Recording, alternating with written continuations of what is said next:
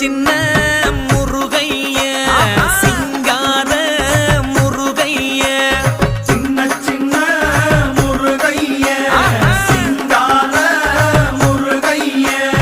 கொஞ்சி கொஞ்சி தமிழ் பேசும் செந்தில் வடிவேலனவ கொஞ்சி கொஞ்சி தமிழ் பேசும் செந்தில் வடிவேலனவ சின்ன சின்ன முருகைய சிங்கார முருகைய கொஞ்சி கொஞ்சி தமிழ் பேசும் செந்தில் வடிவேலனவ சுப்பிரமணிய சாமி என்பார்,